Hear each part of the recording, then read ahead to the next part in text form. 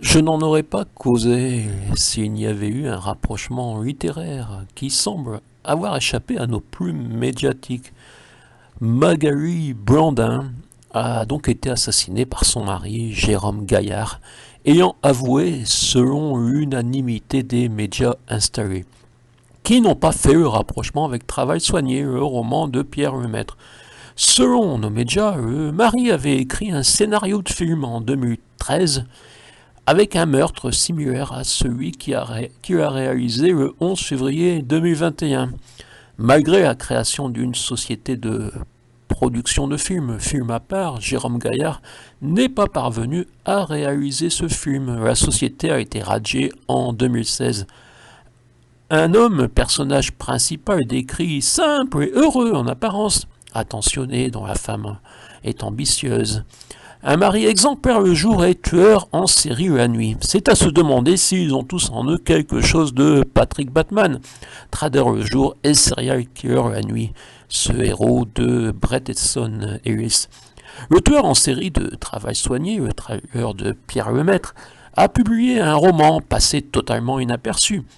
Alors, après avoir réalisé des meurtres issus de romans connus, le premier étant justement un remake d'American Psycho de Bret Easton Ellis, il passe au scénario rédigé.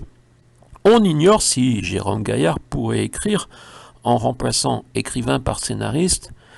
Malgré le désir que j'en avais, je ne me suis jamais fait d'illusions sur mon talent d'écrivain.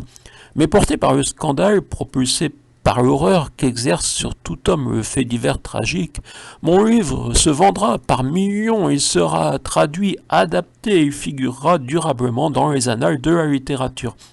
Toute chose que je ne pouvais espérer par mon seul talent. J'ai contourné les obstacles, voilà tout. Je n'aurais pas volé ma gloire. C'était un extrait du roman de Pierre Lemaitre. Mais peut-être que son scénario de 113 pages à Jérôme Gaillard trouvera un réalisateur subventionné dans notre société du sous-spectacle médiatique.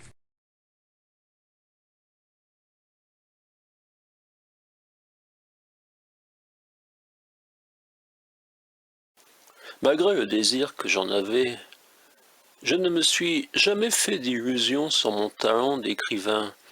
Il m'arrive de recommander la lecture d'auteurs récompensés par le prix Goncourt. Oui, ce n'est pas automatique.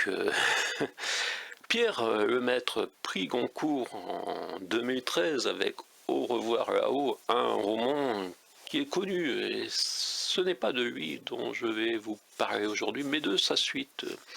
Couleur de l'incendie, les années 20 et les années 30 en France.